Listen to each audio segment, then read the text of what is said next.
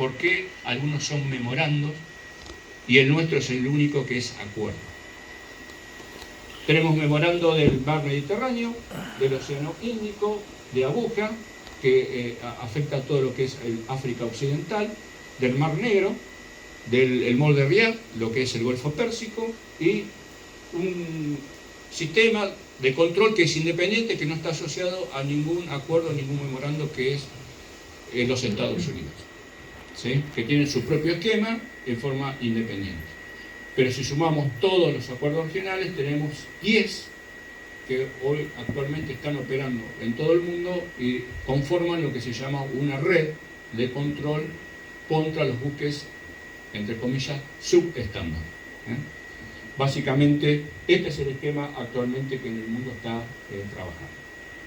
Ahora bien, yo les comentaba, Acuerdo de Viña del Mar, primera región emergente en adoptar este tipo de acuerdo. Son 16 países, 16 autoridades marítimas. Y la diferencia que hay entre el memorando y el acuerdo es que los memorandos son convenios que tienen que pasar por las autoridades parlamentarias, donde el Estado es el que se obliga. En cambio, el acuerdo, nuestro acuerdo latinoamericano, es un acuerdo netamente operativo, donde el acuerdo y el compromiso está entre las autoridades marítimas. Y cada autoridad marítima actúa conforme a lo que establecen los convenios y su ordenamiento interno. Esa es la gran diferencia en cuanto a lo que es la formación. Pero por supuesto esa gran diferencia también tiene su repercusión en cuanto al desarrollo de capacidades. Porque vamos a ver que el resto de los acuerdos, al obligarse el Estado, implica que cada Estado tiene que aportar algo para que esto funcione. A diferencia de lo que es el acuerdo, nuestro acuerdo latinoamericano, que es, siempre decimos, es único en su tipo. El único compromiso que hay es precisamente, que lo vamos a ver ahora, son 3 aspectos. Es mantener un sistema armonizado de inspecciones, inspeccionar un nivel mínimo de inspecciones de todos los buques que ingresan a los puertos de ese Estado y cooperar e intercambiar permanentemente información. Ese es el compromiso que asumen las autoridades marítimas para que este acuerdo de Viña del Mar esté en funcionamiento. También es importante que sepamos que el Acuerdo de Viña del Mar es un organismo intergubernamental reconocido por la Organización Marítima Internacional. ¿Qué significa eso? Significa que el acuerdo implementa en su sistema, en sus procedimientos, en sus normas, en sus guías, instrucciones, etcétera, etcétera, lo mismo que exige la Organización Marítima Internacional. Y a su vez informar a esta organización todas las actividades que el acuerdo desarrolla. Y a su vez, cada año, cada vez que se realiza en el ámbito de lo que se llama el subcomité de implantación de instrumentos, hay un punto de la agenda que se refiere a cómo están trabajando las actividades del Estado de puerto que se desarrollan a escala global. Cada año, cada acuerdo, cada régimen de supervisión por el Estado del puerto, para hablar en términos generales, rinde cuenta ante el organismo y, de alguna manera, transparenta toda la actividad que desarrolla e informa, incluso con actividades, con estadísticas, de manera de demostrar el cumplimiento de ese compromiso que asumió y para mantener lo que es la membresía como organismo intergubernamental de la Organización Marítima Internacional.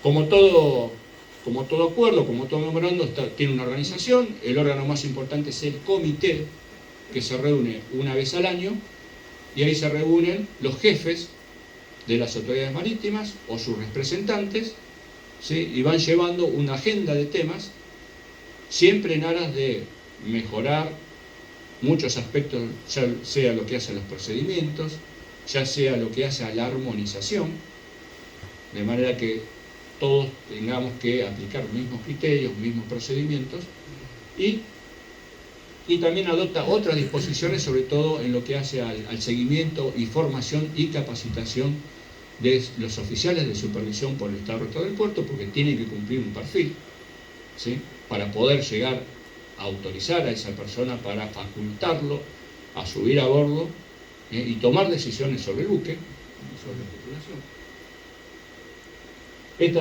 El comité entonces es el organismo más importante, y a su vez después participan las autoridades marítimas, participan organismos nacionales de esas autoridades marítimas, y participan también miembros cooperadores, observadores, por ejemplo, la Organización Marítima Internacional, un representante de la Organización Internacional del Trabajo, un representante de otros memorandos de supervisión por el Estado Rector del Puerto, un representante del Servicio de Guardacostas de los Estados Unidos, e invitados especiales. Por ejemplo, ya tenemos un representante de la red MANDA, ¿sí?, que es la red de mujeres de las autoridades marítimas de Latinoamérica, para de alguna manera potenciar y empoderar, ¿sí?, a la participación de la mujer en este tipo de actividades, ¿sí?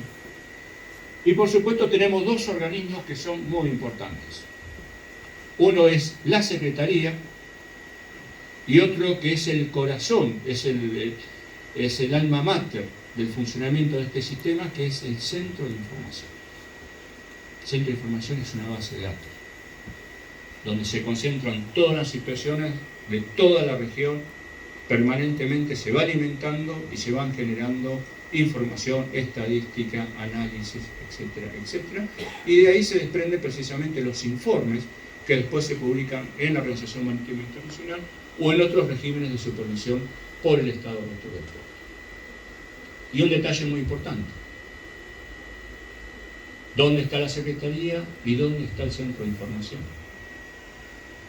¿Y cómo se financia?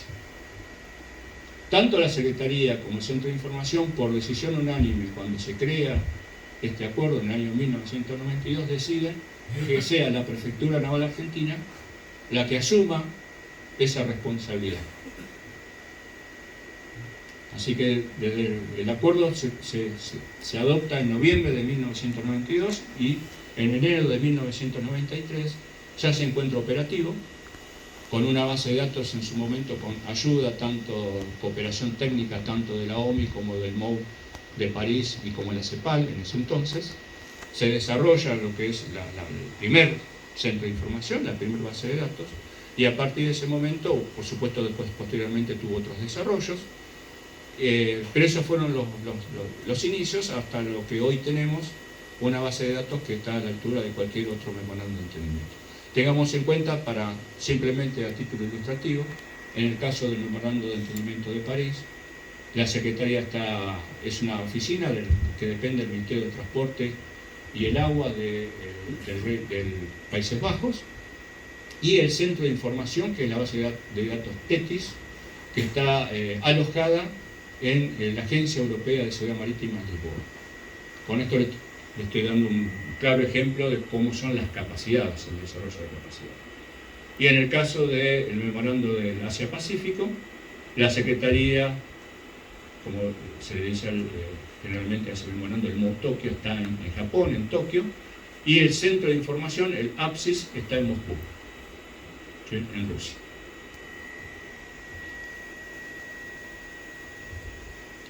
Esto es muy importante, lo que son las reglas del juego que decimos. Y es muy importante cuál es el alcance. En el texto del acuerdo, de cada acuerdo y memorando, se establecen cuáles van a ser los instrumentos, ergo convenios internacionales, en los cuales los inspectores que van a abordar los buques van a estar facultados para verificar. Básicamente los que todos conocemos: SOLA, MARPOL, línea de carga, arqueo, COLRE, convenio de formación. Le vamos a sumando algunos nuevos, como sería el convenio de guaslastre, algunos que ya, por supuesto, son muy antiguos, como el arqueo 69 o como el convenio de responsabilidad civil por daños debido a hechos de contaminación por hidrocarburos y sus correspondientes protocolos, ¿sí? Y uno de los últimos que se han incorporado es el convenio MDC del año 2006, el convenio sobre trabajo marítimo, y el año pasado, con mucho esfuerzo, pudimos adoptar también el protocolo del año 1997 relativo al convenio Marpol, que introduce el anexo 6, prevención de la contaminación atmosférica, algo que está, como ustedes saben, en el tope de la agenda de todo foro internacional relacionado con el transporte marítimo internacional, así como también de algunos estados con interés particular en lo que hace al comercio marítimo internacional. También eso lo conjugamos, por supuesto, con directrices, con instrucciones que generalmente son emanadas de la Organización Marítima Internacional. Hay una resolución clave que todo capitán la tiene, ¿sí?, dentro de todos sus papeles de documentación, que es la famosa resolución sobre supervisión por el estado rector del puerto, que se actualiza cada 2 años. Ustedes imagínense que los convenios internacionales son cuerpos vivos, permanentemente son objeto de modificaciones en función de las propuestas que hacen los estados, de las enmiendas a dichos instrumentos, de las innovaciones tecnológicas. Todo eso se procesa y genera una enmienda al instrumento. Entonces, esta resolución, que es la guía que utiliza el oficial de supervisión por estar dentro del puerto para ir a bordo, ¿sí?, y referirse cuando quiere inspeccionar, por ejemplo, el área de máquinas, un anexo particular del convenio Marpol. En esta resolución, la última, la 1155 de la 32 Asamblea, es la que utiliza, que se va a enmendar ahora, Dios mediante, a fines de noviembre, en la Asamblea número 33. Se va a adoptar también otro paquete de enmiendas, particularmente con las enmiendas que ha sufrido sobre todo el anexo 6, ¿sí?, y sobre todo lo que hace el agua de lastre, que ya va a entrar en vigor lo que es la regla de 2, ¿sí?, que va a generar un gran desafío para la industria, en cuanto a los dispositivos y el equipamiento que deben llevar los buques para poder ya procesar y gestionar todo lo que es el control del agua de lastre y el sedimento de los buques. Bien, y por supuesto también a nivel operacional, dentro de lo que es el Acuerdo de Viña del Mar, también tenemos guías, orientaciones, lista de edificación, instructivos particulares para los oficiales de supervisión para ir generando el criterio de la forma de poder proceder, por supuesto, ante observar o identificar una deficiencia. Ustedes saben que eso no es muy fácil. Depende del conocimiento y depende de la experiencia. El caso típico cuando un oficial va y ve, cuando sube a bordo, y en esa recorrida que va hacia el cuarto o hacia el puente o hacia la sala de reunión, ya va mirando los aspectos estructurales, va viendo la asignación de las marcas de franco a bordo, va viendo la condición del casco, ya va pensando a ver cuándo fue la última salida en seco, si es un buque petrolero, si es un buque granelero. Vamos a ver, este buque tiene que cumplir con el programa mejorado, depende de la antigüedad. Si tiene más de 15 años, puede ser que la salida intermedia pueda ser la flote, si es que la administración así lo autoriza y lo evalúa de esa manera. Todas esas cosas las tiene que tener en la mente, ¿sí? Y va recorriendo la cubierta y va viendo por ahí mucha óxido, ¿sí? Y en algunos casos empieza a ver algún tipo de grieta crateriforme, donde empieza un poco a desconfiar, ¿sí?, de la verdadera condición estructural del buque, ¿sí? Pero eso también lo da no solamente el conocimiento, sino también la experiencia. Y por supuesto también se generan algunas discusiones, por así decirlo, con el capitán o la tripulación. Entonces, por eso es muy importante la formación y la prioridad que se da a este tipo de actividad en el marco de la puerta. Esto simplemente a título informativo para que sepan también, no se puede controlar todo, es imposible. Entonces cada vez se está mejorando la herramienta que necesitamos, que es en el sistema. Yo le he hablado que el acuerdo tiene su secretaría y el centro de información. El centro de información genera lo que se llama el perfil de riesgo del buque. Cada buque tiene su perfil de riesgo. Cada buque tiene, por así decirlo, su prontuario, en función del tipo de buque, ¿sí?, tipo de actividad, tipo de navegación que realiza, la bandera, la organización reconocida, es decir, la sociedad de clasificación, en función de la compañía. Tengamos en cuenta que hay el vínculo en el sistema de gestión de la seguridad, donde la compañía ya tiene una responsabilidad que no puede omitir respecto a las condiciones de seguridad y protección ambiental del buque. ¿Sí? Y también cuestiones previas, inspecciones previas, deficiencias previas, detenciones previas, y si el buque fue no inspeccionado en una ventana mayor a 36 meses. Todo eso toda esa información, ¿sí?, está en el sistema, es un algoritmo, y eso genera un número, que es el factor de prioridad o perfil de riesgo de ese buque. Y eso se combina con lo que se llama las ventanas de inspección. Entonces ahí determinamos el nivel de riesgo de ese buque, si es alto, medio o bajo. Si el riesgo, por supuesto, es alto, ese buque inexorablemente va a ser inspeccionado.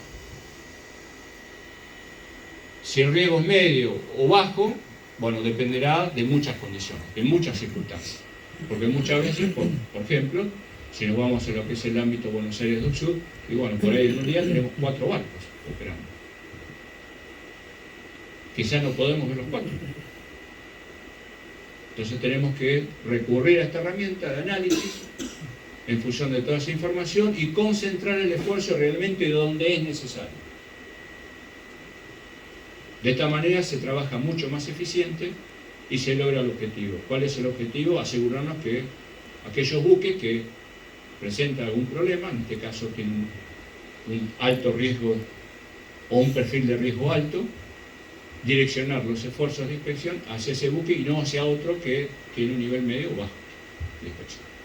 ¿Sí? Esa es un poquito la idea para explicarle cómo se seleccionan los buques. Esto es simplemente una muestra, estamos hablando siempre a nivel regional.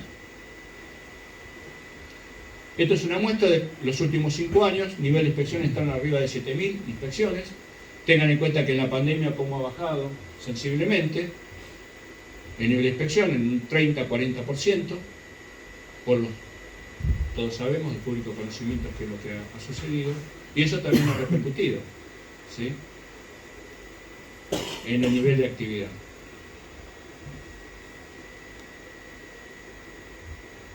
Esta es la foto actual. Esto salió del horno, del sistema, entramos al sistema y queremos saber cómo venimos con el tema de las inspecciones. ¿Sí? Esto es tomado a septiembre, al 30 de septiembre de este año, y aquí vemos, podemos notar, hay dos digamos, información clave, que es el número de buques derribados en los puertos y la cantidad de inspecciones que se hacen, como para tener una idea de cómo venimos trabajando con respecto a los buques que ingresan. Pero no todos los buques, porque hay buques que ingresan hacen varias escalas. En un mes tenemos el mismo buque, por ahí hacen 2 o 3 escalas. Nos estamos refiriendo a los buques diferentes. ¿Qué significa? Que tuvieron un solo ingreso, se contabiliza, a los efectos estadísticos. Y aquí vemos el esfuerzo, que en algunos casos es importante. Ustedes pueden ver, Brasil, es importante el ingreso de buques. Eso nos da también una idea de la actividad económica de los puertos de un país. Y también nos da una idea también del compromiso de ese Estado respecto a sus intereses. El hecho de tener buques seguros, ambientalmente amigables, eso se traduce en una fluidez del comercio, en una agilidad en las operaciones, en hacer atractivo el conjunto.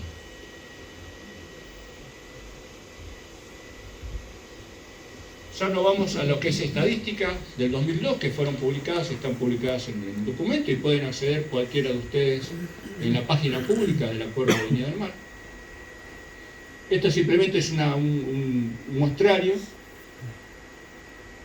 Tenemos la cantidad de total de arribos que hubo durante el año 2002 de buques diferentes, la cantidad de buques inspeccionados, el porcentaje sobre el total de buques, con deficiencias, y los buques de peligro, el porcentaje. Básicamente el buque clásico, que más inspecciona, se corresponde un poco con nuestra realidad de Latinoamérica, donde vemos que un nivel primarizado, por así decirlo, de su producción, de lo que genera.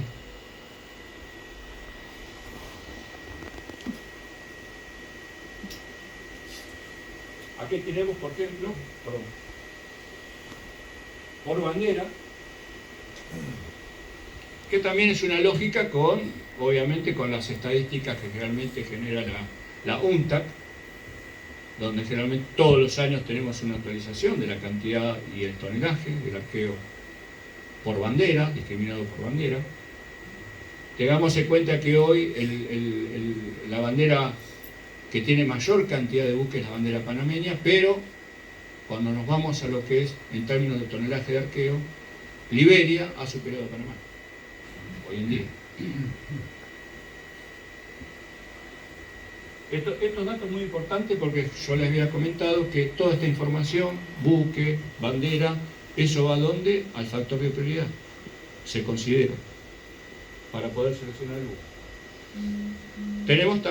También tenemos por organización reconocida, las más comunes, generalmente la mayoría, ustedes saben que casi el 90% de la flota internacional está clasificada, por así decirlo, por sociedades de clasificación que son parte o socias de la IACS, de la Asociación Internacional de Sociedades de Clasificación.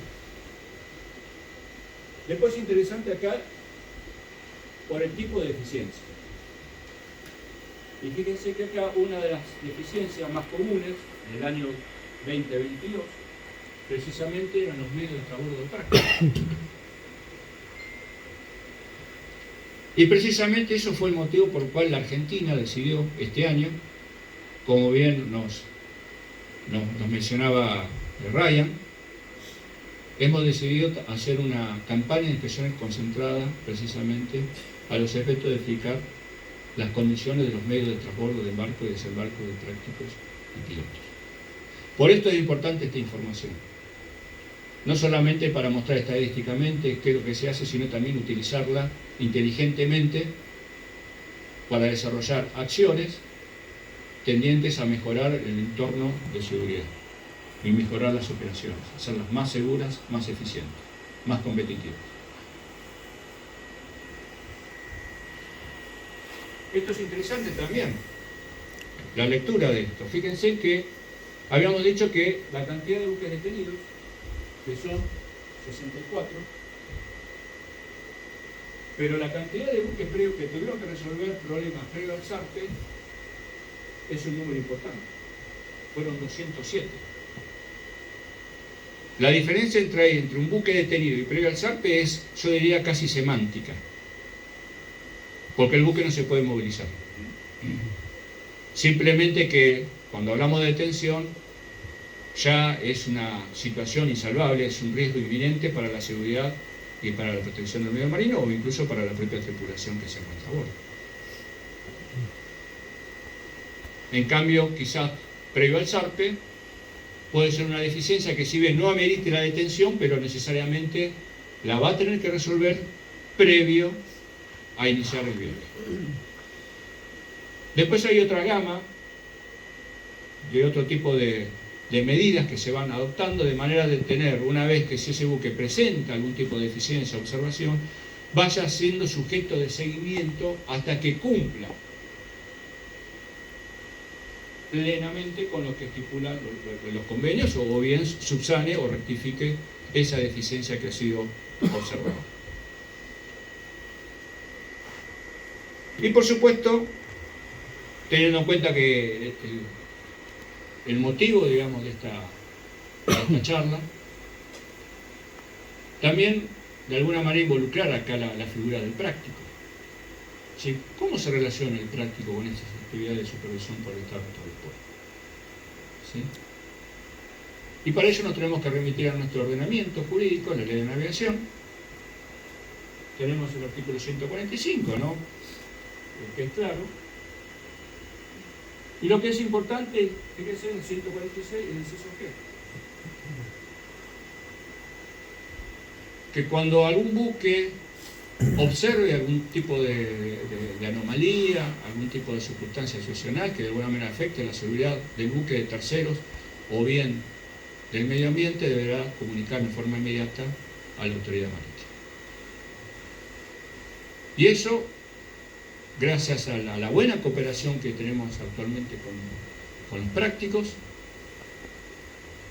hemos logrado aceitar muy bien ese mecanismo, y los prácticos son los primeros generalmente en comunicarnos cuando hay un problema en un buque, y automáticamente ese buque, si está de entrada, depende obviamente del problema y el inconveniente que tenga, se le autoriza o no a proseguir viaje hasta la zona de fondo y espera, en La Plata, y donde ahí va a ser sometido, precisamente va el equipo de oficiales del Estado del puerto, y ese buque es objeto, digamos, de un control más exacto, ¿sí?, para poder evaluar cuál es el problema y determinar si ese buque puede continuar viaje aguas arriba o al puerto de destino, y sin que eso implique un riesgo para nuestro sistema, para nuestras vías navegables, para nuestro medio ambiente y para nuestra infraestructura portuaria.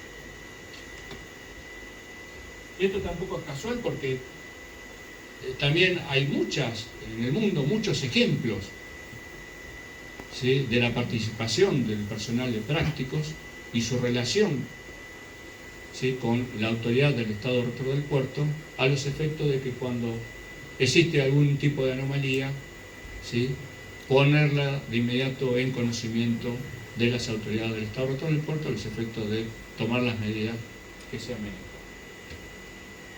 Esto es una directiva. Ustedes saben que el Consejo Europeo genera directivas que son de carácter supranacional, que todos los países de la Unión Europea la tienen que internalizar en su ordenamiento interno y la tienen que hacer cumplir. También en lo que hace yo le había comentado de esta resolución, la 1155, a la 32 Asamblea sobre supervisión por el Estado rector del puerto, donde dentro de lo que es el esquema, el procedimiento de control que tiene que realizar un oficial de supervisión por el Estado rector del puerto, incluye, entre otros aspectos, los medios, ¿sí?, de transbordo del personal de práctica, que implica que está en la rutina de ese oficial de supervisión por el Estado rector del puerto precisamente el hecho de controlar, de verificar que estos sistemas, estos dispositivos estén cumpliendo en plenitud con lo que dispone la regla 23 del capítulo 5 del SOMES.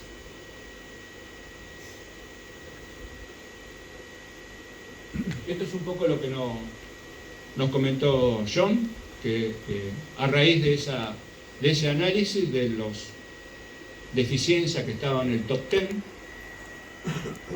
hemos identificado que había problemas con los medios de transbordo de prácticos, y decidimos articular una campaña concentrada, buques extranjeros y buques nacionales.